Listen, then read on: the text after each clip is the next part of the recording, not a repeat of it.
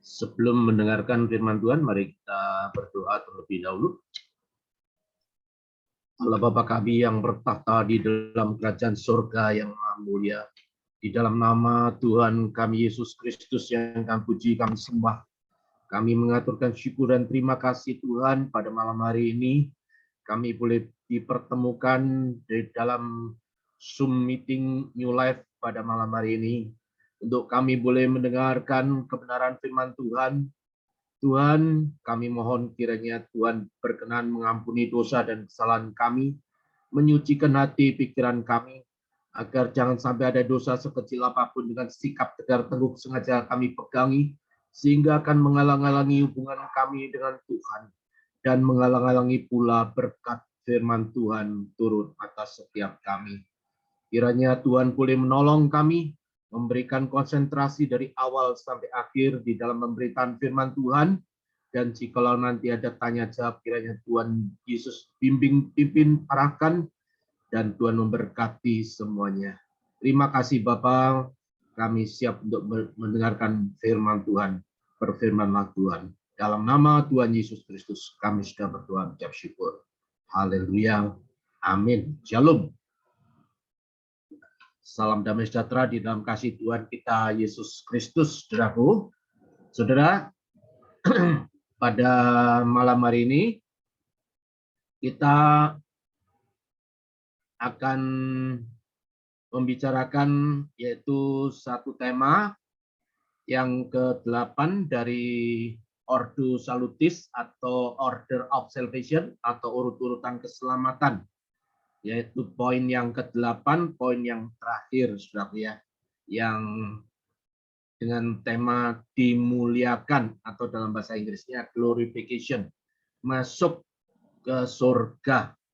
Nah, saudara, beberapa waktu yang lalu saya sudah membahas di dalam urut-urutan keselamatan ini dari nomor 1 dipilih untuk diselamatkan, tapi juga kita membahas juga pada waktu itu ada beberapa banyak ayat dipilih untuk dibinasakan, saudara ya. Jadi dipilih untuk diselamatkan itu election, tapi kalau dipilih untuk dibinasakan itu reprobate atau reprobasi. Nah, urutan yang kedua adalah dilahirkan kembali atau dilahirkan baru, saudaraku ya. Nah, saudara, saya mendengar kesaksian banyak sekali tentang dilahirkan kembali ini, saudaraku ya. Tapi sayang mungkin mereka keliru mengerti, memahami tentang dilahirkan kembali ini. Apa sebenarnya inti pokok pelajaran dilahirkan kembali? Dilahirkan kembali adalah dibangkitkan rohaninya yang sudah mati. Ya, itu titik tolaknya, saudaraku ya. Dan yang ketiga, iman pertobatan. Saudara, orang sampai di tahap ketiga ini baru diselamatkan, saudara ya, bisa masuk ke surga yang mulia. Nah, yang keempat, kalau orang masih diberikan umur panjang, meningkat lagi, dibenarkan. Lalu yang kelima, diangkat sebagai anak. Yang keenam, pengudusan. Yang ketujuh, ketekunan orang percaya yang sudah saya bahas beberapa waktu yang lalu. Mestinya memang ada sambungannya, masih satu kali khotbah lagi, tapi saya pikir sudah saya langsung akhiri saja, masuk di dalam tema terakhir, dimuliakan pada malam hari ini, saudara ya. Nah, saudara, kita sebagai masuk di dalam pendahuluan, saudara ya, mungkinkah ada manusia yang memiliki suatu pengalaman, saudara ya, masuk ke surga tanpa mengalami kematian secara fisik? Nah, saudara boleh jawab atau boleh juga nggak jawab, saudara ya. Kalau mau jawab silakan. Ada di PL Perjanjian Lama, ada juga Perjanjian Baru juga ada, saudara ya. Jadi ternyata memang jawabannya ada di PL dan ada di PB, ya. Nah, jadi manusia yang memiliki suatu pengalaman masuk ke surga tanpa mengalami kematian secara fisik. Nah, saudara. Kalau di PL Henok ya Pak. Ya, betul. Ya, Bu Lydia, betul. Nah, Henok itu sebelum Henok itu Henok, lalu sesudah Henok adalah Nabi Elia, ya. Dua orang itu, saudaraku ya, itu memang sudah ditentukan oleh Tuhan untuk masuk ke sorga tanpa melalui kematian jasmani. Henok anak Yared, ya saudaraku, di dalam Kejadian 5 ayat 21 sampai 24 mengisahkan terjadinya pengangkatan Henok ke surga oleh Allah, ya. Henok seorang yang hidup bergaul dengan Allah, yang hidup dalam persekutuan atau hidup akrab dengan Allah, saudaraku ya, dan mencapai usia 365 tahun. Itu ditulis juga di dalam Ibrani 11 ayat 5, ya saudaraku ya. Ya, yang kedua adalah Elia, orang Tisbe, di dalam 2 Raja-Raja pasal 2 ayat 3 sampai ayat 11, saudaraku ya. Itu mengisahkan terjadinya pengangkatan Nabi Elia yang unik, saudaraku, yaitu diangkat ke surga dengan menaiki kereta berapi dan kuda berapi dalam angin badai. Ya, saudaraku. Nah, saudara, dan saudara, kalau saudara perhatikan, saat Tuhan Yesus dimuliakan mengalami transfigurasi di atas gunung, tidak ditulis di dalam Alkitab gunung apa, gunung yang saya waktu berkunjung ke Israel, ternyata itu Gunung Tabor, sudah namanya, ya. Nah, di dalam Alkitab kita, di dalam Matius 17, Markus 9, Lukas 9 tidak disebutkan, ya, naik ke gunung gitu aja. Tapi ternyata itu Gunung Tabor, saudara ya. Dan di sana dibangun gerejanya megah sekali, saudara ya. Nah, saudara, kalau di dalam PB, saudara ya, orang yang memiliki suatu pengalaman masuk surga tanpa mengalami kematian secara fisik di dalam Perjanjian Baru adalah Rasul Paulus, saudaraku ya. Memang Rasul Paulus ini orang yang sungguh dipakai luar biasa oleh Tuhan ya, menuliskan ada 13 kitab di dalam PB, saudara ya. Di dalam 2 Korintus 12 ayat yang kedua, saudara ya, itu bunyinya seperti ini, saudara ya. Saya akan bacakan.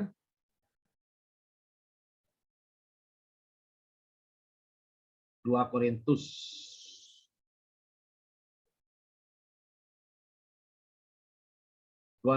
12 ayat yang kedua. Aku tahu tentang seorang Kristen, ini berbicara tentang dirinya sendiri, saudara ya. 14 tahun yang lampau. Nah, saudara, kenapa dipendam selama 14 tahun, tidak diceritakan ke siapapun, siapapun tidak diceritakan.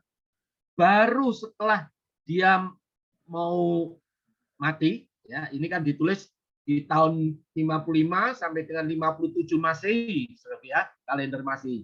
Nah, di tahun 60-an itu Rasul Paulus mati, saudara ya, di Roma, dibunuh, dipenggal, saudara ya. Nah, saudara, aku tahu tentang seorang Kristen, 14 tahun yang lampau. Ya, kok lama sekali dipendam, enggak langsung masuk mengalami diangkat ke surga, kok nggak diceritakan besoknya atau lusanya. Kok nunggu 14 tahun, kenapa? Ya. Entah di dalam tubuh aku tidak tahu, entah di luar tubuh aku tidak tahu. Allah yang mengetahuinya. Orang itu tiba-tiba diangkat ke tingkat yang ketiga dari surga. Nah, ini betul-betul surga, saudara ya. Tingkat 3 surga, saudara ya. Nah, saudara, itu sebagai pendahuluan singkat saja. Kita sekarang masuk di dalam pembahasan, saudara ya. Di dalam pembahasan kita membaca di dalam Roma yang ke-8, Roma pasal 8 ayat yang ke-30.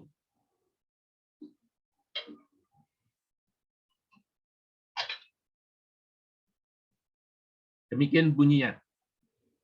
Dan mereka yang ditentukannya dari semula, sebelum dunia ada, saudara ya, dari semula, mereka itu juga dipanggilnya. Dan mereka yang dipanggilnya, mereka itu juga dibenarkannya. Dan mereka yang dibenarkannya, mereka itu juga dimuliakannya. Nah, saudara, ini tema kita yang terakhir dalam Ordo Salutis ini, yang ke-8 adalah dimuliakan, saudara ya. Nah, saudara, saya akan membahas saya bagi 3 pembahasan yang tidak panjang, singkat saja, saudaraku ya. 3 pembahasan. Yang pertama adalah saat pertama kali kita percaya kepada Tuhan Yesus Kristus sebagai Tuhan dan Juru Selamat kita secara pribadi, bagaimana dengan perjalanan hidup selanjutnya di dalam kita mengikut Kristus, saudaraku ya. Ini penting, saudaraku ya. Bagaimana dengan perjalanan selanjutnya di dalam kita mengikut Kristus.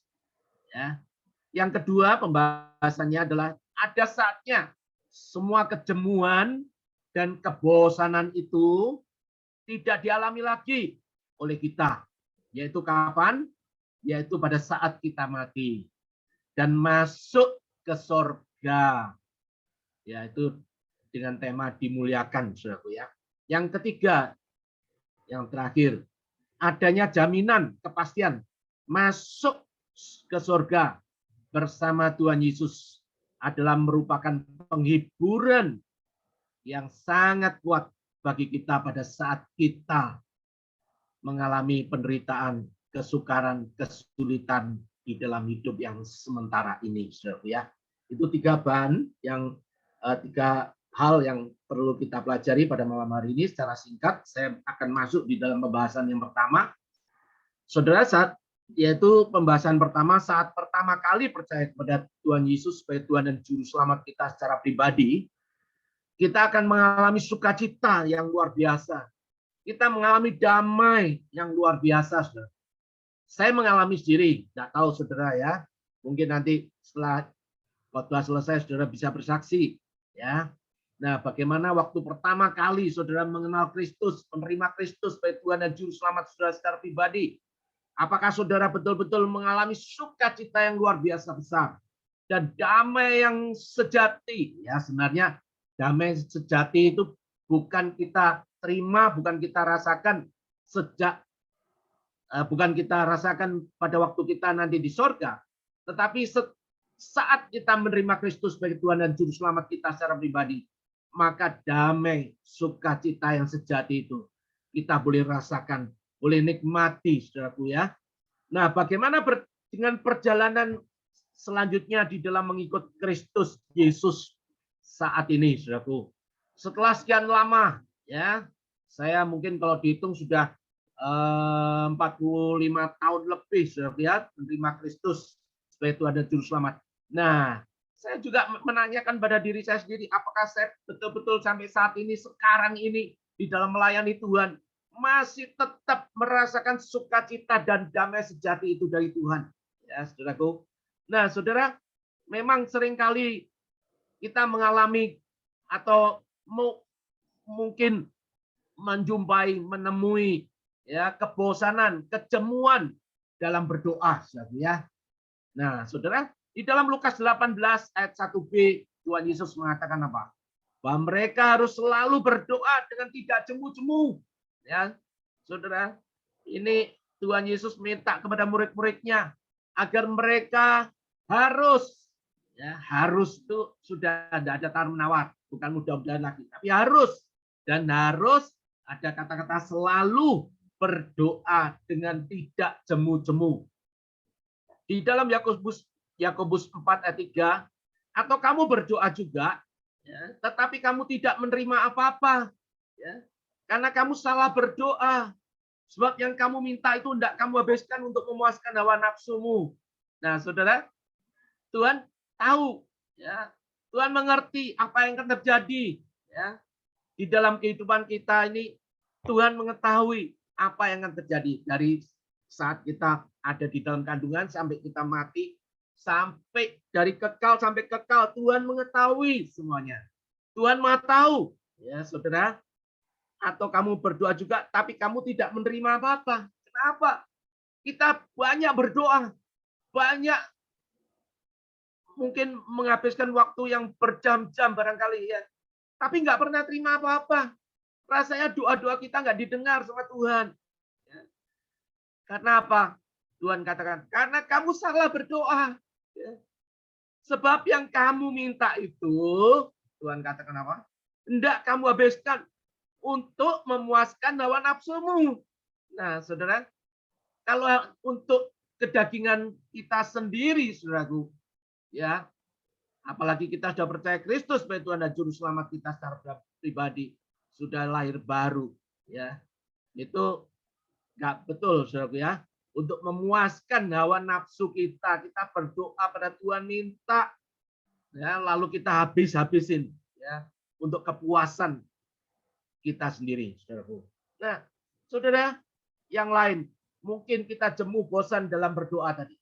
Mungkin juga ada kalanya kita mungkin jemu bosan berperang melawan pribadi iblis, berperang melawan iblisnya sendiri, ya. Nah, ini nasihat Rasul Paulus di dalam surat Efesus 6 ayat 12. Karena perjuangan kita bukanlah melawan darah dan daging. Ya, saudara.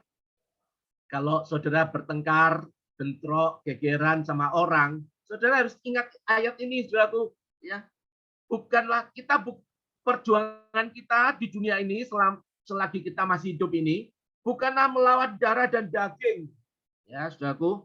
Tetapi melawan pemerintah-pemerintah, ya, melawan penguasa-penguasa, melawan penghulu-penghulu dunia yang gelap ini, melawan roh-roh jahat di udara.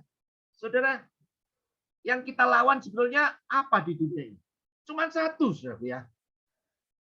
Bukan melawan darah dan daging, bukan melawan manusia, saudaraku, tetapi melawan pemerintah-pemerintah. Pemerintah bukan pemerintah Indonesia, bukan pemerintah yang kelihatan, tapi pemerintah yang tidak kelihatan. Melawan penguasa-penguasa, iblis, ya. Melawan penghulu-penghulu dunia yang gelap ini.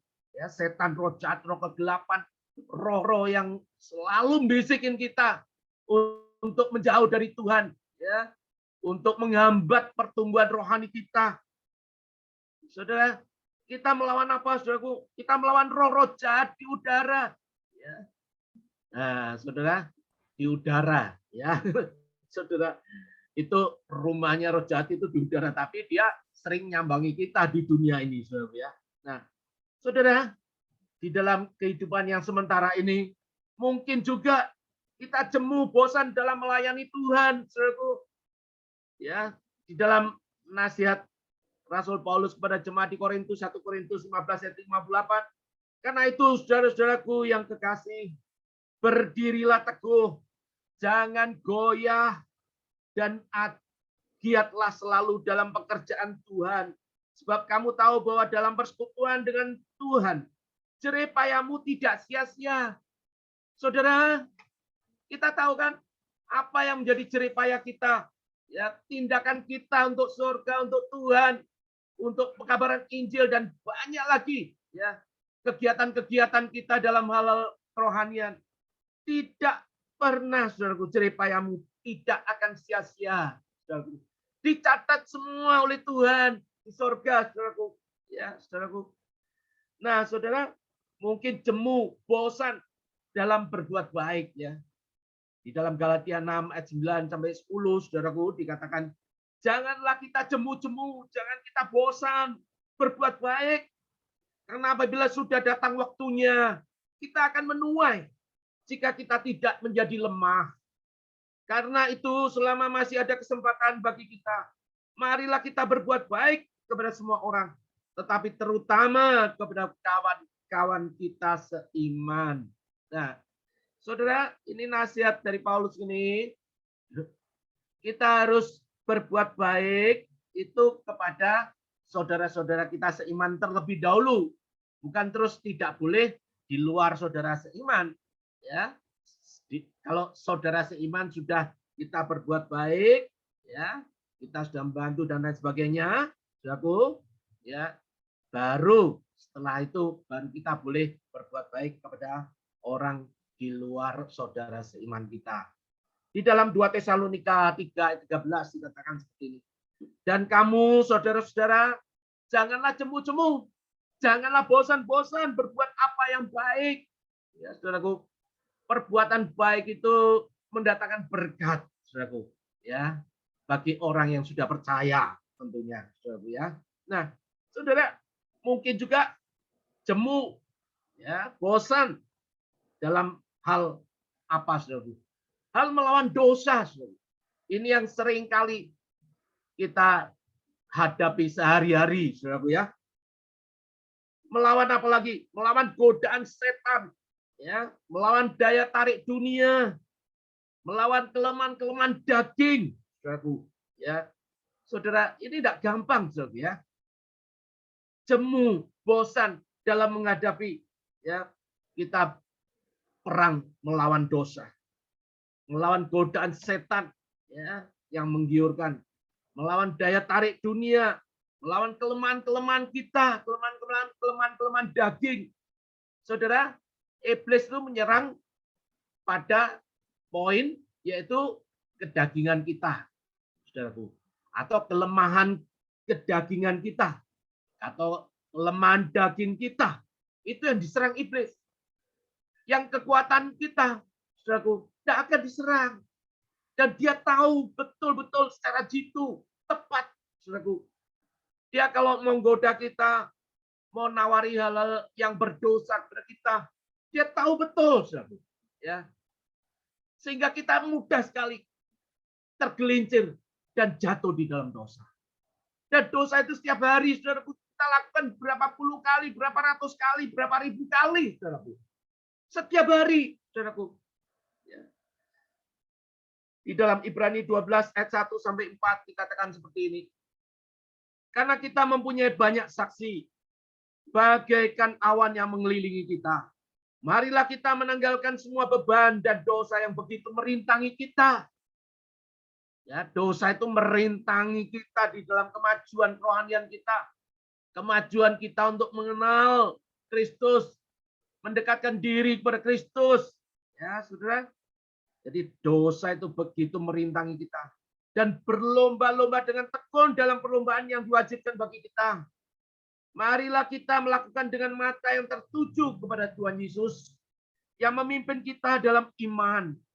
Dan yang membawa iman kita itu kepada kesempurnaan. Saudara, yang memimpin kita di dalam kita beriman kepada Kristus, ya Tuhan Yesus sendiri. Ya, terus membawa kita kepada kesempurnaan sampai kita masuk di dalam kerajaan surga yang kekal. Yang dengan mengabaikan kehinaan, tekun memikul salib, ganti sukacita yang disediakan bagi dia, yang sekarang duduk di sebelah kanan Allah. Ingatlah selalu akan dia, yang tekun menanggung bantahan yang sehebat itu terhadap dirinya dari pihak orang-orang berdosa. Supaya jangan kamu menjadi lemah dan putus asa. Dalam pergumulan kamu melawan dosa, kamu belum sampai mencucurkan darah, saudaraku ya.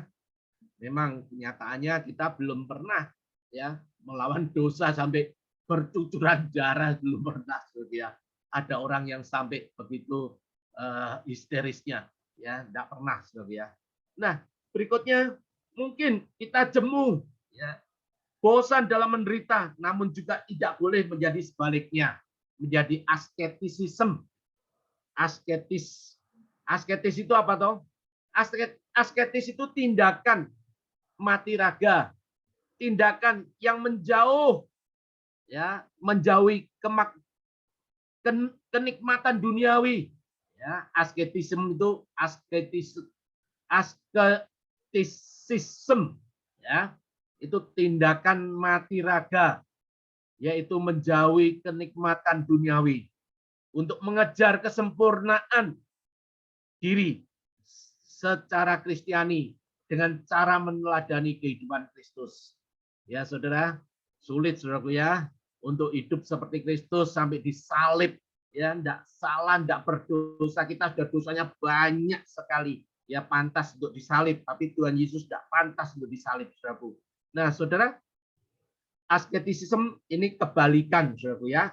Mungkin jemu dalam menderita, ya, tapi justru orang-orang penganut asketisisme ini, orang Kristen yang menganut asketisisme, itu justru cari penderitaan, punya harta dibagi-bagikan sama orang miskin, ya, punya rumah dijual, dibagikan uangnya kepada orang-orang yang membutuhkan, ya.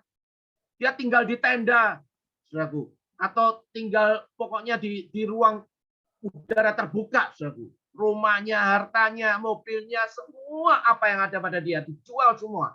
Ya, itu penganut asketisisme, saudaraku. Ya, memang tambah lama penganutnya tambah sedikit, saudara, ya. Orang mau menderita begitu rupa gimana ya? Orang kaya raya jadi miskin langsung dalam waktu sehari saja, saudaraku. Nah, saudara, dalam kisah para rasul pasal 9 ayat 16 berkata seperti demikian. Aku sendiri akan menunjukkan kepadanya betapa banyak penderitaan yang harus ia. Ini Rasul Paulus ya yang barusan bertobat ya. Aku sendiri akan menunjukkan kepadanya, kepada Paulus, betapa banyak penderitaan yang harus ia tanggung oleh karena namaku. Ya, Saudara bandingkan juga di Filipi 1 ayat 29 yang kita tidak baca sekarang. Saya akan membacakan saya sebutkan aja.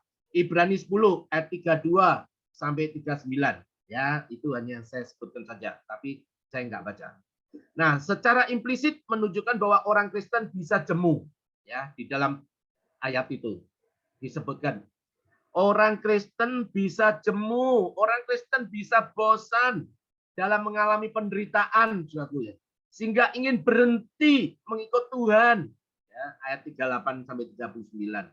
Nah, saudara, kita sekarang masuk di dalam pembahasan yang kedua, ya. Ada saatnya semua kejemuan dan kebosanan itu tidak dialami lagi oleh orang Kristen, saudara. Yaitu kapan? Pada saat kita mati dan masuk ke surga, yaitu ketika kita mengalami kemuliaan Tuhan. Ya, saudara ya. Di dalam poin A-nya, di dalam Yohanes 8 ayat 24, karena itu tadi aku berkata kepadamu bahwa kamu akan mati dalam dosamu. Sebab jikalau kamu tidak percaya bahwa akulah dia, kamu akan mati dalam dosamu. Nah, saudara, kalau sekarang kita mati, sekarang saudara atau saya mati, kematian yang bagaimana yang menjadi kematian kita, saudara? Mati dalam Tuhan atau mati di luar Tuhan? Mati di dalam dosa, saudara. Ya, itu ada pilihan di tangan kita, saudara. Ya. Nah, saudara, yang berikutnya, saudaraku, poin yang berikutnya, Filipi 1 ayat 23 dikatakan, aku ingin pergi dan diam bersama-sama dengan Kristus. Ya, saudaraku. Apakah dalam berbakti? Apakah ketika kita ke gereja, ya saudara hanya ingin sekedar melakukan rutinitas belaka, atau ingin betul-betul sungguh-sungguh ingin bersekutu dengan Tuhan? Ya, saudara dapat menilai kita sendiri masing-masing.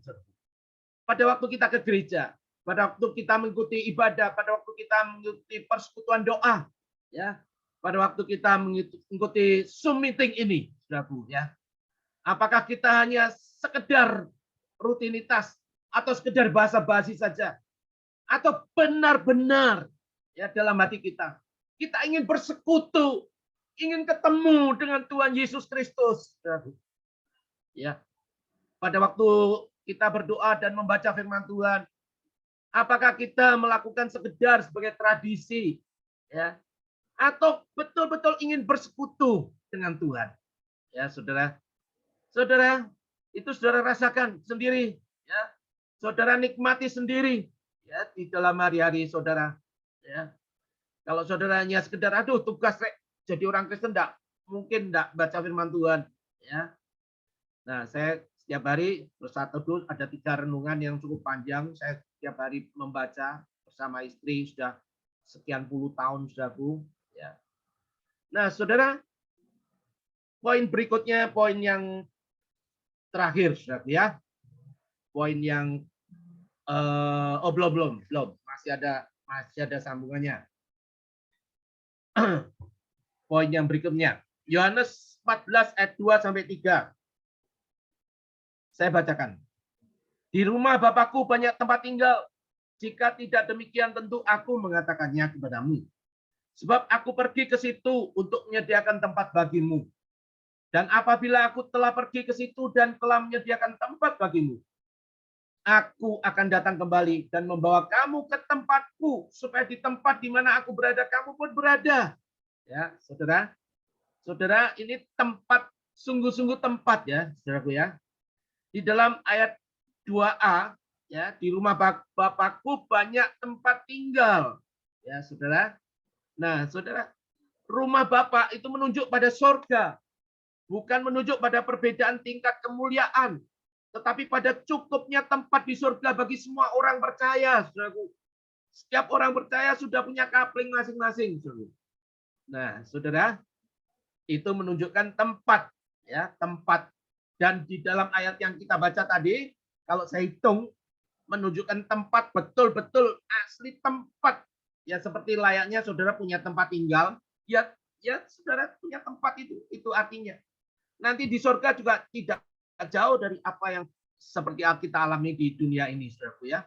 Nah, di Yohanes 14 ayat 2 dan 3, ayat 2 itu menyebutkan tempat itu ada 2 kali. Saudara. Di dalam ayat 3-nya 3 kali. Jadi 2 ayat ini menyebutkan 5 kali, Saudara ya. Surga dan neraka menunjuk pada suatu tempat, lokasi, bukan suatu kondisi. Ya, banyak aliran-aliran gereja sekarang menunjukkan bahwa tempat, oh surga itu bukan tempat. Ya. Surga itu hanya suatu kondisi. Surga itu ada satu keadaan saja. Ya, Saudara. Tapi bukan tempat, bukan sungguh-sungguh tempat. Lah, bagaimana ini mengartikan Yohanes 14 ayat 2 dan 3 ini? Ini sampai 5 kali Tuhan mengulang-ulang terus. Ini menunjukkan benar-benar ada tempat seperti yang kita pahami sekarang ini. Ya. Nah, berikutnya kata tempat tinggal ini menunjukkan pada suatu tempat tinggal yang tetap. Ya. Ini menunjuk tempat istirahat yang permanen. Tempat istirahat yang kekal di surga. Tidak seperti rumah di dunia. Bisa rusak, bisa menjadi tua, kena proyek jalan, tersingkirkan, dibongkar, atau kita jual, atau direnovasi, ya supaya lebih layak, lebih bagus, lebih luas, dan lain sebagainya. Ya. Nah, Saudara, persamaannya apa, Saudara? Tempat di surga dengan tempat kita sekarang ini di dunia. Persamaannya adalah sama-sama pakai bahan bangunan. Saudara. Kalau rumah, saya membangun rumah yang saya tempati ini, ya butuh batu bata, butuh semen, butuh tegel, butuh keramik, butuh besi, butuh banyak hal, Saudaraku. Nah, sama juga ya. Di surga juga butuh bahan bangunan untuk membangun rumah kita kelak. Bahan bangunannya apa? Perbuatan baik kita. Supaya kita masuk surga, nggak perlu ada perbuatan baik, cukup iman percaya saja. Ya, iman dan pertobatan yang kita sudah pelajari beberapa waktu yang lalu. Tetapi ketika saudara tidak berbuat apa-apa, ya, saya tidak ngerti itu penjahat yang di sebelah Tuhan Yesus waktu disalib itu, ketika masuk surga, dia punya rumah pada atau hanya di pelataran saja, atau tenda atau apa, saya tidak ngerti ya. Oh, dia tidak pernah berbuat baik, selama hidupnya tidak pernah percaya pada Kristus, hanya ketika mau mati detik-detik terakhir saja mau mati baru terima Tuhan Yesus sebagai Tuhan dan Juru Selamat. Ya, hari ini engkau akan ada bersama-sama aku di Firdaus, Tuhan katakan. Ya, tapi yang penting masuk surga, saudara. Ya, itu yang penting. Nah, saudara, arti yang ayat 2b.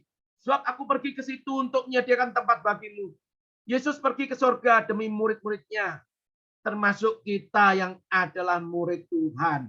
Ya, Tuhan pergi ke surga untuk menyediakan tempat bagi kita. Di dalam ayat 3b, aku akan datang kembali. Ini menunjuk kepada kedatangannya yang kedua kali. Atau dikatakan kiamat. Ya, general eskatologi. Ya. Atau mati, kita mati. Ya, sebelum Tuhan datang kali kedua, kalau kita tidak nututi, nunggu kedatangan Tuhan yang kedua kali, maka kita mati. Itu istilahnya individual eskatologi. Ya. Nah, saudara, di dalam ayat 3c dan d, membawa kamu ke tempatku. Membawa kamu ke tempatku. Ya, jelas sekali, saudaraku ya. Nggak bisa diartikan yang lain. Supaya di tempat di mana aku berada, kamu pun berada, saudaraku. Ya. Yang terpenting bukanlah surganya, tetapi persekutuan dengan Tuhan, saudaraku. Itu yang paling penting, saudaraku. Seperti yang digambarkan di dalam 2 2 Tesalonika 1 ayat 9 ya, Saudara, yang dikatakan seperti ini. Mereka ini akan menjalani hukuman kebinasaan selama-lamanya. Ya, Saudaraku, dijauhkan dari hadirat Tuhan dan dari kemuliaan kekuatannya. Orang yang mati ya tidak mengenal Kristus nanti akan mengalami seperti yang digambarkan 2 Tesalonika 1 ayat 9 ini, Saudaraku. Mereka ini akan menjalani hukuman kebinasaan selama-lamanya. Dijauhkan dari hadirat Tuhan dan dari kemuliaan kekuatannya. Saudaraku. Ya, itu. Saudara. Nah, Saudara, berikutnya yang terakhir, Saudaraku ya. Yang poin ketiga. Adanya kepastian masuk ke surga bersama Tuhan Yesus adalah merupakan penghiburan bagi kita pada saat kita masih hidup dan pada saat kita masih mengalami penderitaan, kesukaran, kesulitan di dalam hidup ini. Ya, adanya kepastian masuk surga itu merupakan penghiburan yang luar biasa bagi kita, Saudara ya. Di dalam Roma 8 ayat 18 dikatakan seperti ini. Sebab aku yakin bahwa penderitaan zaman sekarang ini tidak dapat dibandingkan dengan kemuliaan yang akan dinyatakan kepada kita, Saudaraku. Ya, di dalam Roma 8 ayat 18, Saudaraku, jelas sekali dikatakan sebab aku yakin ya bahwa penderitaan zaman sekarang ini, penderitaan apapun ya, termasuk Paulus sendiri ya, tidak dapat dibandingkan dengan kemuliaan surgawi yang akan dinyatakan kepada kita pada saat kita dipanggil pulang ke surga oleh Tuhan. Ya, Saudaraku. Ini sangat menghibur kita, sangat menguatkan iman kita, Saudaraku. Di dalam 2 Korintus 4 ayat 17 dikatakan seperti ini. Sebab penderitaan ringan yang sekarang ini mengerjakan bagi kami kemuliaan kekal yang melebihi segala-galanya. Jauh lebih besar. Ya. Jauh lebih besar. Jauh lebih besar daripada penderitaan kami. Saudara, penderitaan Paulus ini sangat berat, Saudaraku. Ya. Beberapa kali, 3 kali dianiaya, 3 kali dipukul, ya, Saudaraku, ya, disesah. Nah, tapi Paulus katakan apa? Penderitaan ringan yang sekarang ini mengerjakan bagi kami kemuliaan kekal yang melebihi segala-galanya, jauh lebih besar, ya, Saudaraku, daripada penderitaan kami, Saudaraku. Mengapa, Saudaraku? Di surga kita bisa beristirahat dengan damai yang sejati, ya. Karena di surga tidak ada apa? Di surga tidak ada yang satu, pertama adalah tidak ada setan. Di surga tidak ada iblis. Waduh. Pada saat kita hidup di dunia ini terus digoda oleh iblis, ya. Untuk terus-menerus setiap hari kita jatuh bangun di dalam dosa. Baik sengaja, tidak sengaja, baik langsung, cara tidak langsung. Ya, Saudaraku. Kita terus digoda oleh iblis. Dan kita kebanyakan sering kali jatuh di dalam dosa. Ya. Nah, ketika kita masuk surga, tidak ada iblis, tidak ada setan. Ya. Di dalam Wahyu 20 ayat 10. Dan iblis yang menyesatkan mereka dilemparkan ke dalam lautan api dan belerang, yaitu tempat binatang dan nabi-nabi palsu itu. Dan mereka disiksa siang malam sampai selama-lamanya.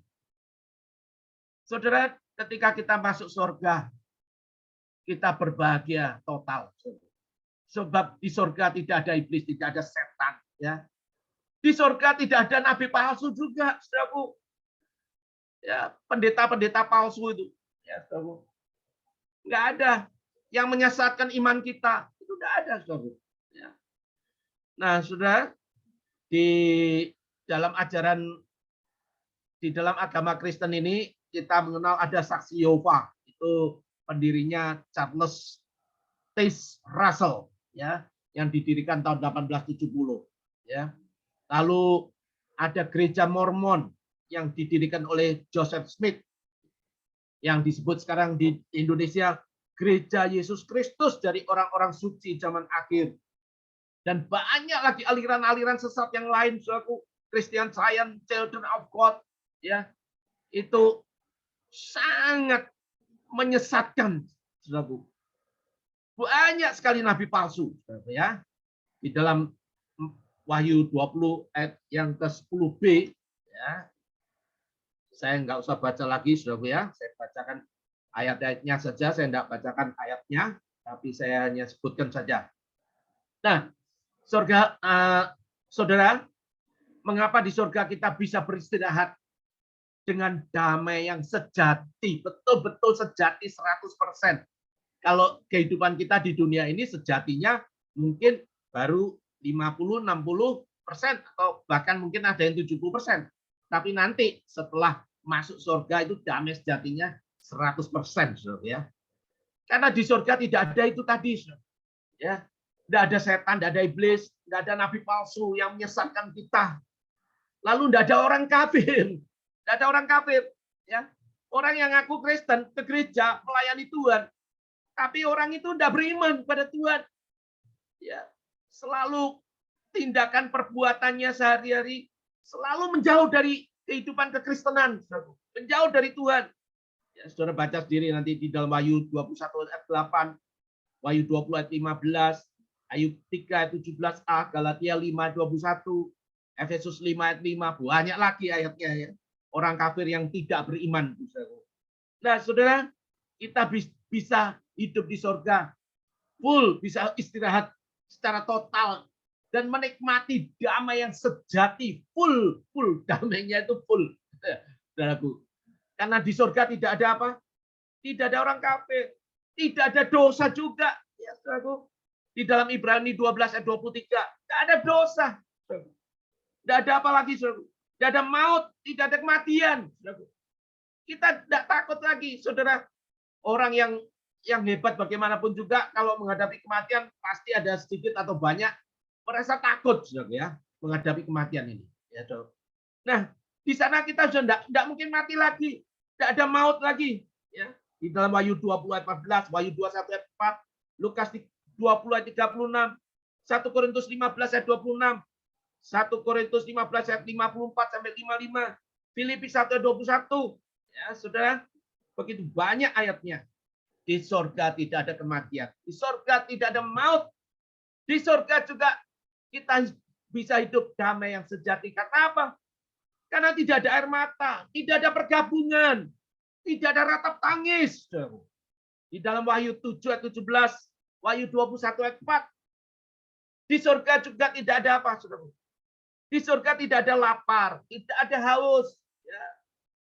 Kalau saudara malam ini belum makan, ya mungkin lapar, ya, perutnya, ya. Harus makan nanti setelah Zoom meeting pada malam hari ini, saudara, ya. Ditahan-tahan dulu. Tapi saya sebelum Zoom makan dulu.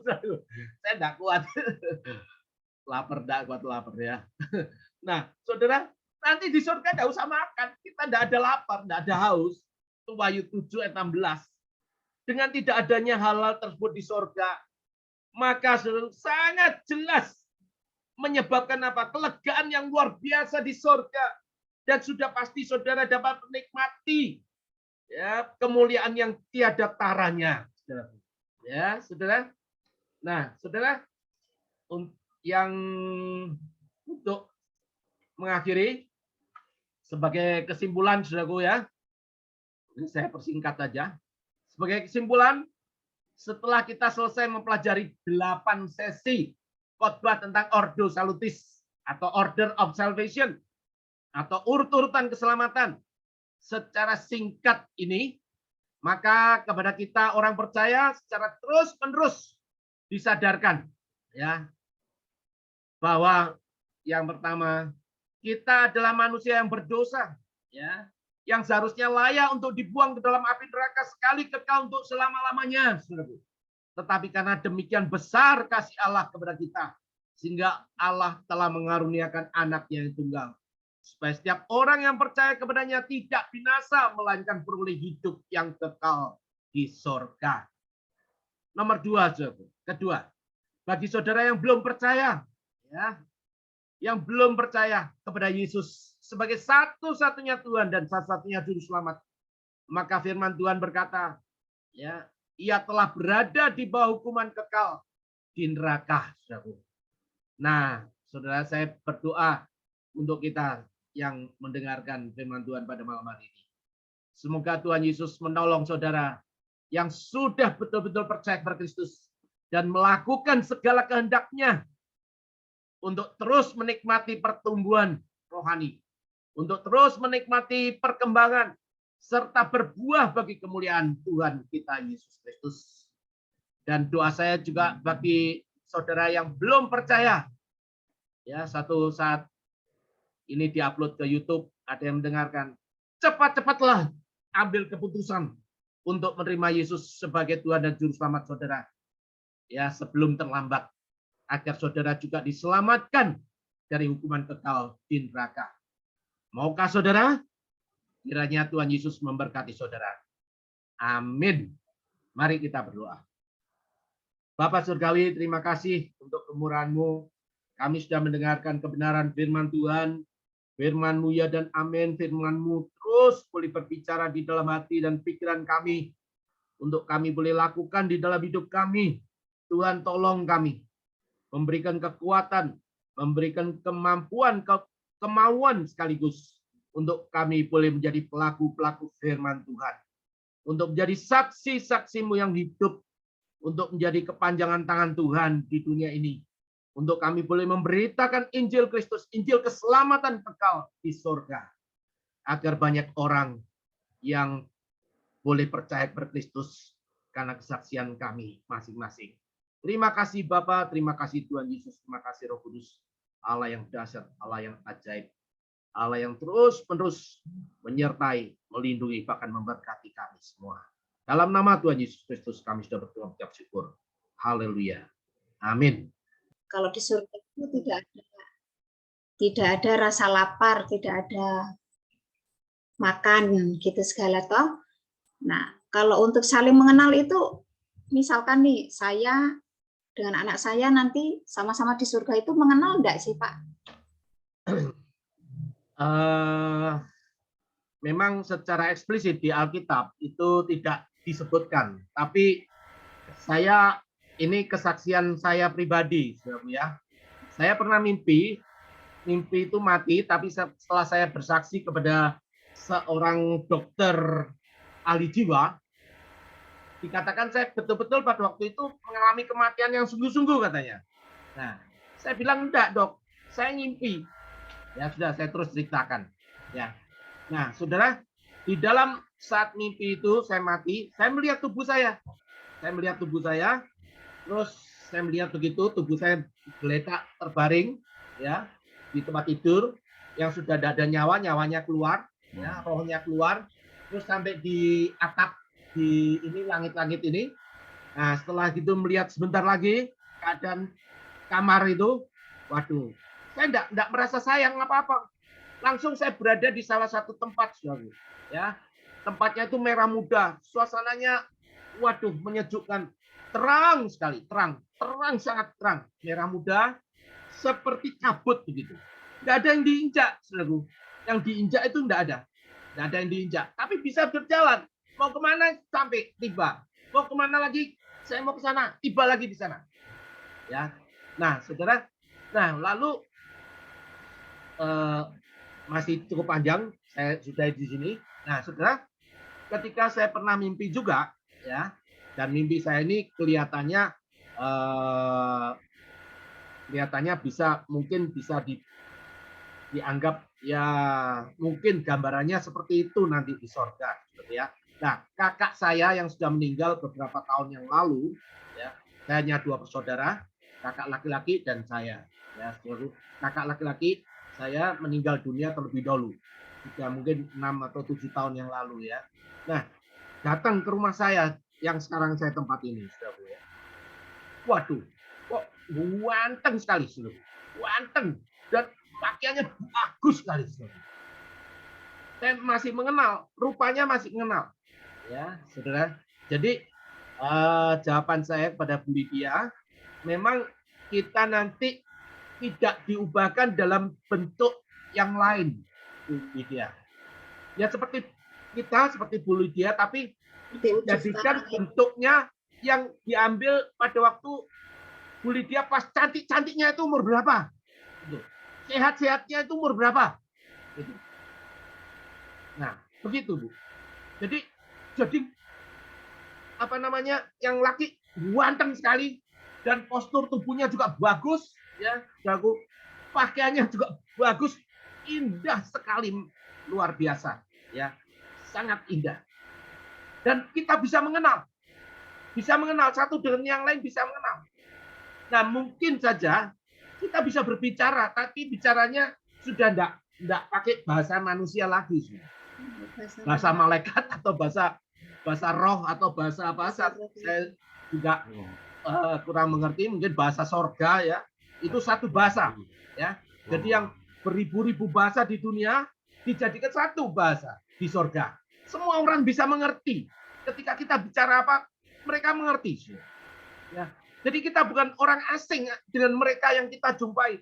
Nanti Bu Lydia bisa ketemu Musa, bisa ketemu Bapak Abraham, bisa ketemu Elia, Elisa, ya, orang-orang suci pada zaman itu, murid-murid Tuhan Yesus. Nah, bisa ketemu mereka semua. Dan kenapa kok bisa tahu? Nah, Petrus sendiri kenapa kok bisa tahu? Pada waktu Tuhan Yesus mengalami transfigurasi tadi yang saya katakan tadi, mengalami transfigurasi di Matius pasal 17, Markus 9, Lukas 9, mengalami menampakkan diri dalam tubuh kemuliaan Tuhan Yesus, ya. Itu kan datang Musa, di sebelahnya, di sebelah Tuhan Yesus ada Elia juga. Lah, kok Petrus nggak ada yang ngomongi? Kok bisa tahu nyebut si yang tidak keliru, yang Musa disebut Elia, Elia disebut Musa? Kok bisa nunjuk tepat? Ya. Nah, itu kuasa Roh Kudus. Itu Roh Kudus yang menolong kita. Ya. Kita nanti juga waktu kita didatangi Tuhan Yesus palsu, ya, kan nanti kan apa namanya, pada waktu kedatangan Tuhan Yesus yang kedua kali, sebelum itu Tuhan Yesus itu seolah-olah, dalam tanda kutip, seolah-olah mirip Tuhan Yesus, tapi sebetulnya bukan Tuhan Yesus, itu nabi palsu atau setan atau roh jahat yang menyamar sebagai Tuhan Yesus, ya, seperti yang digambarkan di dalam iblis menyamar sebagai malaikat terang. Nah, seperti itu. Bisa saja iblis mau menyerupai siapa itu bisa. Ya, saudara. Seperti itu, Bu Lydia. Jadi gambarannya nanti kita mengenal. Kalau ayah kita percaya kepada Kristus betul-betul, ibu kandung kita percaya kepada Kristus betul-betul, nanti ketemu lagi di sana. Ketemu. Ya. Bisa ketemu. Nah, kalau betul-betul percaya kepada Kristus Yesus, ketemu. Di dunia kita satu keluarga, nanti kita tidak menganggap keluarga itu keluarga kita, semua itu keluarga kita, keluarga di dalam Kristus Yesus. Ya, kita sebagai anak-anaknya Tuhan Yesus, anak-anak Allah. Ya, itu nanti posisinya kita sebagai anak-anak Dia. Yang lain itu saudara kita, saudara di dalam Kristus Yesus. Ada lagi yang mau tanya? Terima kasih, Pak. Ya.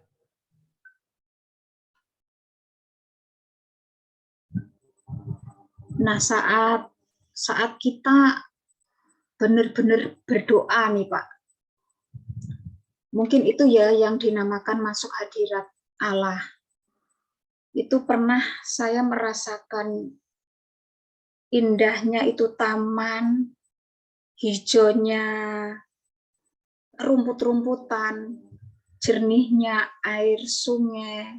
Apakah seperti itukah Taman Firdaus? Apakah benar itu saya benar-benar masuk hadirat Tuhan atau hanya halusinasi saya itu seperti itu, Pak?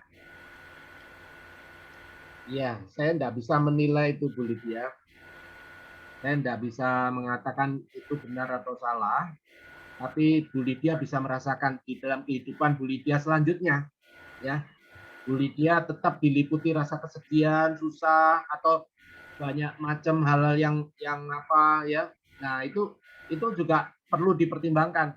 Atau kalau Bu Lydia posisinya pada waktu itu jauh dari Tuhan, terus ketika berdoa Bu Lydia terus masuk di dalam hadirat Tuhan, terus nampak penglihatan, istilahnya dalam tanda kutip penglihatan, ada tanaman yang hijau, air yang jernih dan lain sebagainya, ya, yaitu penampakan dari iblis ya. Kalau Bu Lydia jauh dari Tuhan ya.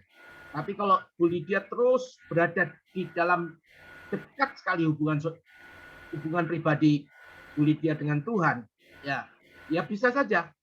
Itu tergantung kita, Bu Lydia. Jadi saya tidak bisa menjawab karena itu kesaksian pribadi Bu Lydia ya. Ya, jadi Bu Lydia yang akan merasakan sendiri, oh itu gitu ya cara masuk di dalam hadirat Tuhan itu seperti itu gitu rasanya. Nah, itu Tuhan mau memberikan satu pengalaman kepada Bu Lydia. Kayak gini loh rasanya. Nah, itu baru di dunia kita sudah bisa merasakan betapa indahnya di dalam hadirat Allah. Ketika kita masih hidup di dunia ini, ya, kita sudah bisa merasakan. Ya. Ketika hubungan kita, komunikasi kita dengan Tuhan itu berjalan dengan efektif, dengan baik, dan erat hubungan kita dengan Tuhan, bagus, perbuatan tindakan kita sungguh-sungguh mencerminkan hadirat Tuhan ada di dalam hati kita. Ya, memang itu sangat mungkin untuk bisa masuk di dalam hadirat Allah. Rasakan itu.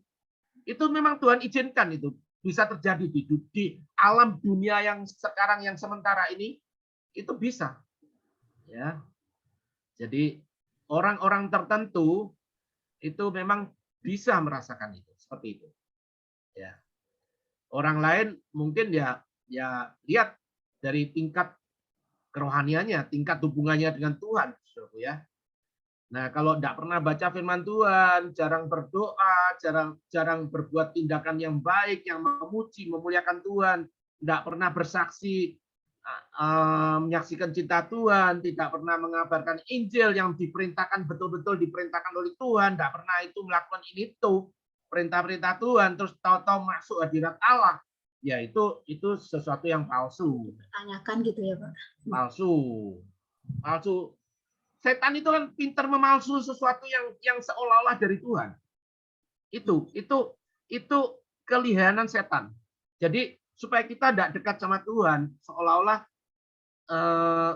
maksudnya itu kita meskipun kita berbuat jahat, ya berbuat melanggar perintah-perintah Tuhan, tapi seolah-olah kita merasakan itu ada hadirat Tuhan. Ya. Nah itu sesuatu yang palsu. Setan bisa memiripkan pekerjaan itu, ya.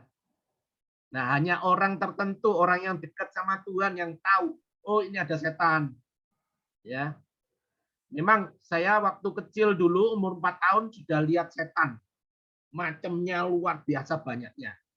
Sampai kira-kira umur 23 saya percaya Tuhan Yesus, kemudian sudah tidak pernah lihat lagi. Hampir tiap hari lihat setan macam-macam. Ya. Nah sekarang apakah tidak pernah lihat sama sekali? Tidak pernah lihat memang, tapi perasaan ada di sana. Ini ada. Nah setan tuh jumlahnya lebih banyak dari kita, Bu. Jumlahnya lebih banyak dari kita. Ya meskipun dikatakan sepertiga jumlah malaikat di surga yang memberontak Tuhan, itu jumlahnya berapa? Miliaran, bisa puluhan, bisa ratusan miliar itu jumlahnya. Jadi jumlahnya setan itu dengan kita manusia lebih banyak setan daripada manusia yang tinggal di dunia. Manusia tinggal di dunia ini belum 8 miliar, 7 miliar, berapa. Setannya ratusan miliar, Bu. Jadi kalau setan yang satu goda enggak mental, setan lainnya datang, pangkatnya memang ada pangkatnya. Ada pangkatnya. Ada levelnya. Tapi yang datang itu yang kerucuan dulu, Bu. Yang goda kita, yang tinggi-tinggi pangkatnya, yang goda orang yang sudah hebat, kerohaniannya yang hebat itu didatangi sama setan-setan yang unggul, ya, yang tingkatan punya pangkat itu, ada tingkatan, ada pangkatnya. Kayak dukun dong, Pak. Ada jabatannya, Pak. Ada jabatannya. Ya kayak dukun. Iya. Dukun macan. Beda kalau dukun kok. Dia kan Ono udune rukun, dukun itu. Ono udune, ono duite, baru rukun. Ono udune rukun, dukun. Iya. Terima kasih Pak untuk penjelasannya. Ya, sama-sama Bu Lydia. Kita akan masuk doa syafaat ya. Doa pertama, kita berdoa buat setiap anggota Zoom, baik yang bergumul dalam sakit penyakit, bergumul dengan pergumulan dalam rumah tangganya. Saya minta kesediaannya dari Bu Neneng. Baik, baik. Kemudian berdoa untuk hamba-hamba Tuhan, gereja-gereja, terus keamanan bangsa dan negara. Saya minta kesediaannya dari Pak Martin. Sebelum berdoa, Bu Pungki angkat satu pujian.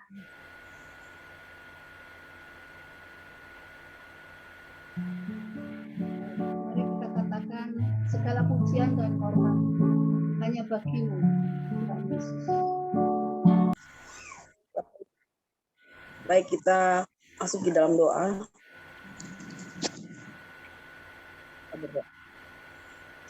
Bapak, terima kasih buat malam hari ini. Terima kasih untuk firman yang sudah kami dengar. Dan kamu mengurapi hamba-Mu yang sudah menyampaikan isi hati-Mu, Tuhan. Kamu mengurapi hamba-Mu, Pak Handoyo Purwanto. Ya, setiap firman yang hamba-Mu sampaikan dimanapun hamba-Mu sampaikan, Tuhan. Banyak jiwa-jiwa boleh mengenal akan Engkau. Banyak jiwa-jiwa boleh diselamatkan. Mereka boleh bertobat, Tuhan. Mereka boleh mengenal Yesus yang kami sembah adalah Allah yang hidup. Saya percaya malam hari ini, dimanapun hamba-Mu ke tempat menjadi alat untuk menjadi garam dan terang dan kehendak. Engkau mengurapi hamba-Mu, Handoyo, Tuhan. Kau berikan urapan-urapan yang baru, perkataan-perkataan yang baru, perwahyuan-perwahyuan yang baru. Kami percaya, Tuhan Yesus, Engkau urapi hamba, Tuhan. Kamu urapi yang lebih lagi, Bapak, dengan segala macam urapan yang daripada Engkau. Sehingga apapun yang mau disampaikan, Tuhan, tidak akan jatuh dengan sia-sia firman itu, Bapak. Dan firman itu boleh menerangi. Dan firman itu juga boleh menghidupkan kembali di tempat yang sudah mulai suam-suam. Kami percaya saat ini, Tuhan, Kau pakai hamba-Mu lebih lagi, Kau mengurapi keluarga besarnya, Tuhan. Kau cukupkan segala keperluan hamba-Mu juga, Bapak. Terima kasih, Bapak. Terima kasih, Tuhan. Menyerahkan saat malam hari ini. Hamba-Mu, Ibu Pungki, Tuhan, yang sudah melayani dengan setia, membawa pujian, penyembahan di hadapan hadirat-Mu. Biarlah kiranya apapun bentuk pujian dan penyembahan yang hamba-Mu bawa, Tuhan, kami percaya semua itu adalah mendatangkan kebaikan untuk bisa membawa kami lebih jauh, lebih dalam masuk hadirat-Mu, Tuhan. Dan keurapi bibir mulut hamba-Mu, Tuhan, lewat setiap puji-pujian yang hamba-Mu sampaikan bisa menghadirkan sorga ke bumi, Bapak. Kami percaya membawa kami lebih jauh dan dalam, masuk ke dalam hadirat-Mu, masuk ke dalam dimensi-Mu, Bapak. Dan kami percaya malam hari ini, Tuhan, Kau mengurapi hamba-Mu, Ibu Pungki, dan seluruh keluarga besarnya, di mana Ibu Pungki kepakai menjadi alat. Kami percaya, Tuhan Yesus, kami percaya malam hari ini, Tuhan, Kau mengurapi hamba-Mu lebih lagi. Bapa, kami juga berdoa buat hamba-Mu, buat saudari kami, Nana, Tuhan, Ibu Nana, yang saat ini, Bapa, apapun yang Ibu Nana rindukan dan butuhkan, Engkau tahu. Biarlah Tuhan, Kau mengurapi Ibu Nana saat ini. Apa yang Ibu Nana inginkan, Engkau tahu, Tuhan. Namun kami hanya menyerahkan di dalam doa-doa kami kepada Engkau. Engkau menyertai, memberkati hamba-Mu, dimanapun Kau tempatkan Ibu Nana, Tuhan. Kami percaya, Tuhan Yesus, dia boleh menjadi garam dan terang menurut kehendak-Mu, Bapa. Malam hari ini juga kami menyerahkan hamba-Mu, Ibu Lydia Lalang, ke dalam tangan-Mu. Mari Roh Kudus menjamah Ibu Lydia malam hari ini. Apapun yang Ibu Lydia butuhkan, Engkau tahu. Apapun yang Ibu Lydia rindukan, Engkau tahu. Kami bawa Ibu Lydia ke dalam tangan. Jadikan hamba menjadi pendoa syafaat yang luar biasa. Biarlah api Roh Kudus turun atas hamba-Mu. Berikan kepada hamba-Mu Tuhan kepekaan secara roh. Biar hamba-Mu Tuhan Kau pakai saat ini Bapa. Hamba-Mu boleh menjadi garam dan terang. Hamba-Mu boleh menjadi alat bagi Engkau. Sehingga orang lain yang hamba-Mu doakan boleh merasa sukacita. Boleh merasakan kesembuhan Bapa. Boleh merasakan sukacita yang daripada Engkau. Kau mengurapi keluarga besar daripada hamba-Mu Ibu Lydia. Anak-anak dan menantu. Dan seluruh keluarga besar Bapa ada di dalam perlindungan-Mu. Terima kasih Tuhan, kami juga menyerahkan hamba-Mu Pak Martin malam hari ini Bapak. Kau juga mengurapi hamba-Mu dengan roh kepekaan yang daripada Engkau. Roh kepekaan yang luar biasa yang daripada Engkau. Turun atas hamba-Mu. Mari Roh Kudus menyertai hamba-Mu dengan segala keberhasilan. Apapun yang hamba-Mu lakukan, kerjakan hari ini Bapak. Kami percaya Kau mengurapi, memberkati kedua tangan hamba-Mu. Apapun yang hamba-Mu lakukan Bapak, untuk mendatangkan kebaikan. Dan kami percaya jauhkan hamba-Mu dari sakit penyakit. Engkau urapi hamba-Mu. Terima kasih Bapak. Keseruan kami juga menyerahkan hamba-Mu Pak Hari Bapak. Saat ini Bapak, dimanapun Pak Hari berada melayani Engkau. Dimanapun di daerah mana, di kota mana, di negara manapun Tuhan. Kau taruh hamba-Mu. Biar hamba-Mu jadi alat bagi Engkau, menjadi garam dan terang. Seluruh keluarga besar hamba-Mu Tuhan, kami bawa di hadapan hadirat. Biar saat ini Tuhan Kau membuka mata hati rohani Pak hamba-Mu Pak Hari. Agar Pak Hari tahu bahwa Allah yang kami sembah, Allah yang disembah, Allah yang hamba-Mu sembah, Allah yang hidup, Allah yang sanggup mampu membuat yang tidak ada menjadi ada. Mari Engkau mengangkat segala beban pergumulan Pak Hari saat ini. Engkau menjamah hati Pak Hari saat ini Tuhan. Engkau menjamah setiap organ tubuh yang tidak berfungsi atasnya malam hari ini Bapak. Kami serahkan dalam doa-doa kami. Kami bersepakat menyerahkan hamba-Mu Pak Hari Tuhan. Mari Engkau pakai hamba-Mu Pak Hari Tuhan, bukan kebetulan Tuhan. Bukan hanya sekedar membuka ruang Zoom New Life. Tetapi Tuhan ada sesuatu yang Kau ingin hamba-Mu mengerti. Kami percaya Tuhan Yesus apapun itu Bapak. Engkau mengurapi Pak Hari malam hari ini. Biar Tuhan apapun yang Pak Hari butuhkan dan rindukan. Apapun yang dia rasakan saat ini kami percaya Tuhan. Buat Pak Hari merasakan bahwa Engkau Allah yang hidup. Allah yang menyediakan segala sesuatunya. Bapak kami juga menyerah saudari kami Grace dalam tangan-Mu. Jaga mengurapi hamba-Mu. Engkau menjamahnya Tuhan. Apapun yang Grace rindukan. Apapun yang Grace inginkan Engkau tahu. Kami bawa di hadapan hadirat-Mu Tuhan. Dimanapun hamba-Mu Kau tempatkan boleh menjadi garam dan terang. Boleh menjadi berkat Tuhan. Di situasi apapun saat ini Bapak. Tetapi Tuhan Engkau tidak pernah tinggalkan anak-Mu. Tidak pernah tinggalkan hamba-Mu. Kami serahkan di dalam doa-doa kami Bapak. Bapak Surgawi kami juga berdoa menyerahkan hamba-Mu Ibu Ana Tuhan. Kau tahu beban yang Ibu Ana rasakan saat ini.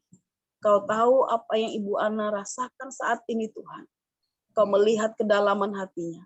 Kau melihat apa yang ada di pikirannya Tuhan. Mari Roh Kudus Tuhan. Biar Ibu Ana tahu bahwa Allah yang Mu sembah adalah Allah yang mampu, Allah yang hidup. Allah yang tidak pernah meninggalkan hamba-Mu ini Bapa. Kami bawa di hadapan hadirat-Mu, suami dan anak-anak daripada Ibu Ana. Biarlah Roh Kudus Engkau hadir di rumah tangga mereka. Jadikan rumah tangga ini menjadi keluarga sakinah glory di hadapan hadirat-Mu. Kami bawa di hadapan hadirat-Mu Tuhan. Biar Ibu Ana boleh menerangi seluruh keluarga besarnya. Bahwa Yesus yang hamba-Mu sembah. Mereka akan melihat Yesus yang hamba-Mu sembah. Yesus yang sanggup membuat yang tidak ada menjadi ada. Merubah situasi yang menjadi luar biasa. Kami percaya Tuhan Yesus malam hari ini. Bukan kebetulan kami boleh ada. Bukan kebetulan Ibu Ana boleh ada di dalam ruang Zoom ini Bapak. Tetapi karena Engkau yang memakai hamba-Mu. Kau ingin hamba-Mu tahu Tuhan. Bahwa Engkau Allah yang sanggup dan tidak pernah meninggalkan hamba-Mu berjalan tanpa arah dan tujuan. Mari Roh Kudus kami juga menyerahkan saudari kami Lena yang saat ini juga bersama-sama dengan kami bawa di hadapan hadirat-Mu. Biar Engkau mengurapi hamba-Mu Tuhan dimanapun dia berada.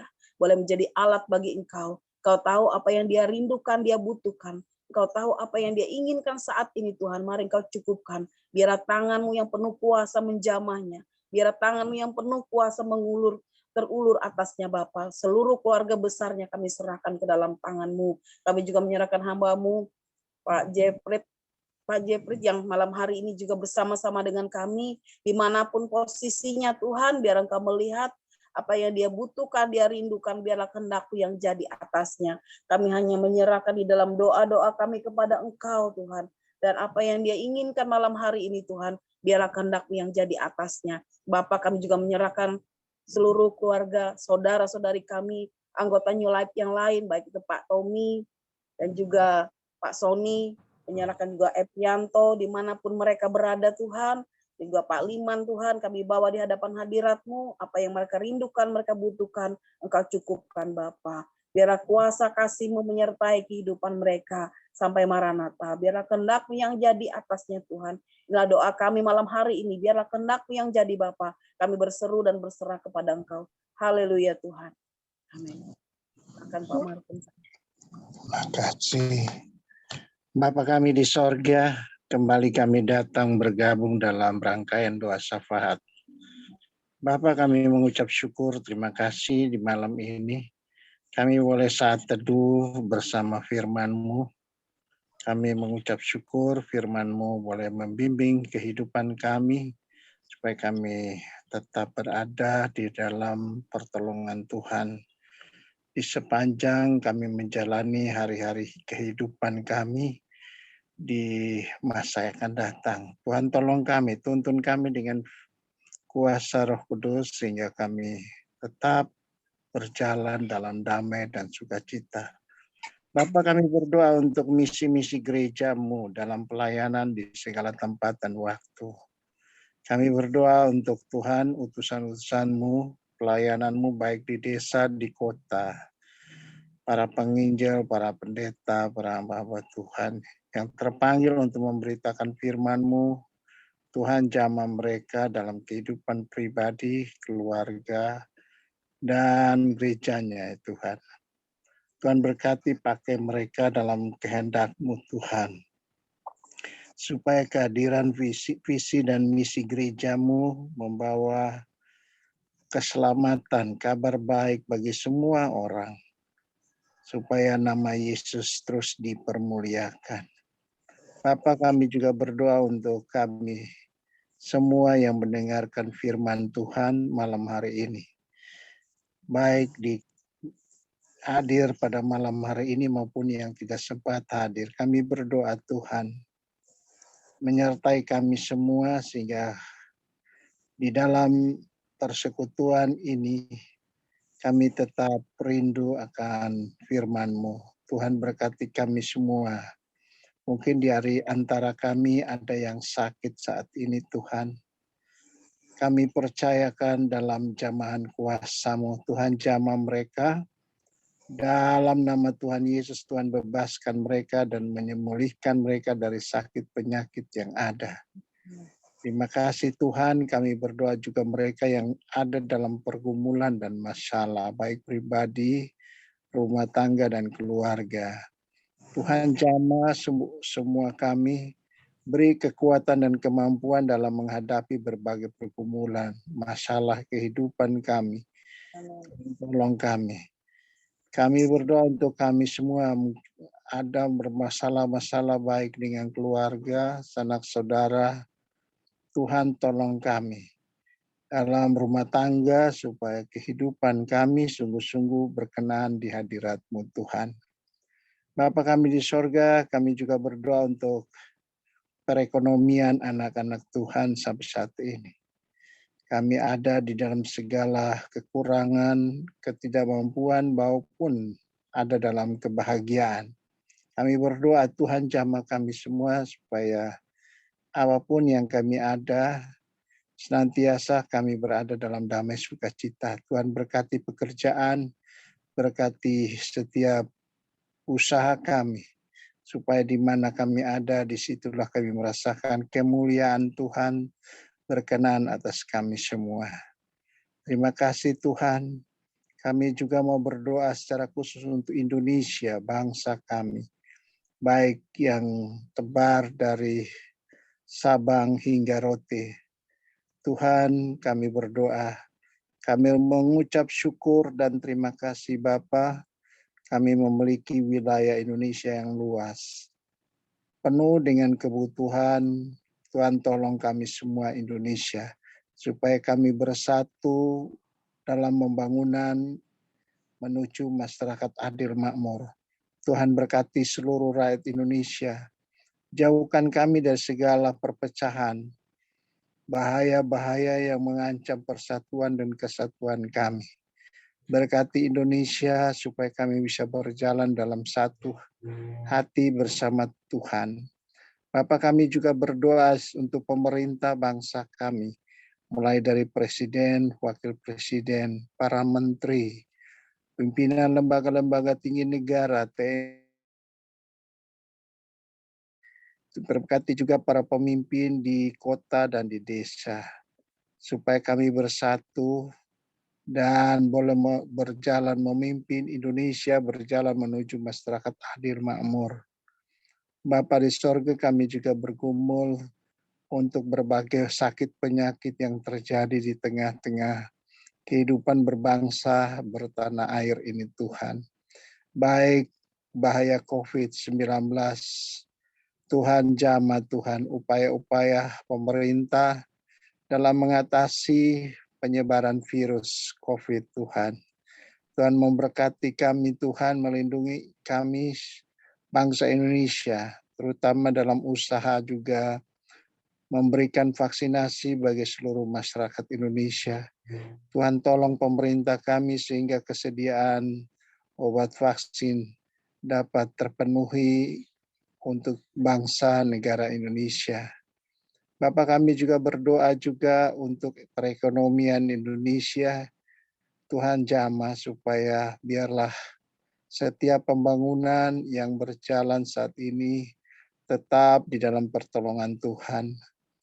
Ya Bapa di sorga, kami juga berdoa secara khusus juga untuk Indonesia dalam menghadapi berbagai banyak masalah, bencana alam, gempa bumi, banjir terjadi di mana-mana. Akibat daripada cuaca yang ekstrim, banyak mendatangkan korban di mana-mana. Kami berdoa Tuhan jamah mereka semua. Baik yang duka cita Tuhan hiburkan, yang ada di dalam kematian, Tuhan beri penghiburan bagi keluarga yang ditinggalkan. Kami juga berdoa juga untuk para korban dalam pertolongan. Tuhan berkati semua sehingga distribusi bahan makanan pemerintah dapat sampai ke tempat yang dibutuhkan.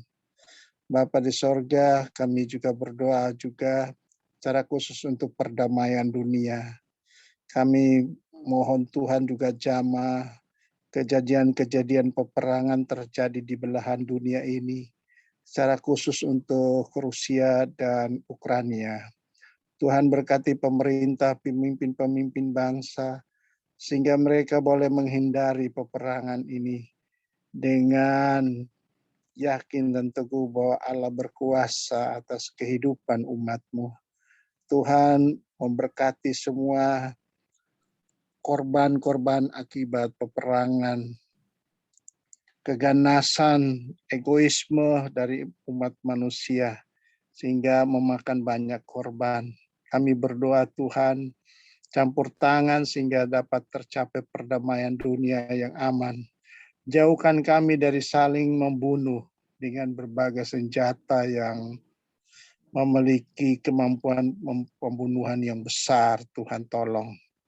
Terima kasih Tuhan, kami percaya kami malam hari ini kami semua dalam menyampaikan doa-doa pribadi, keluarga, bahkan pekerjaan dan kehidupan gereja-Mu. Tuhan sambut semua doa-doa kami. Kami percaya dengan iman bahwa setiap doa yang kami sampaikan boleh terjadi oleh karena anugerah-Mu ya Tuhan. Terima kasih Tuhan. Inilah doa ungkapan syukur kami pada malam hari ini. Kami alaskan di dalam nama Tuhan Yesus Kristus yang sudah mengajar kami doa sempurna. Bapa kami di sorga, dikuduskanlah nama-Mu.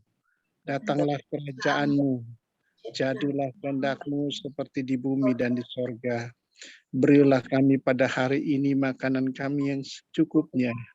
dan ampunilah segala kesalahan kami, Kami seperti kami juga tahu mengampuni orang yang bersalah pada kami. Dan dalam pencobaan, melainkan lepaskan kami daripada yang jahat. Karena Tuhan kerajaan dan kuasa dan kemuliaan sampai selama-lamanya. Amin. Amin.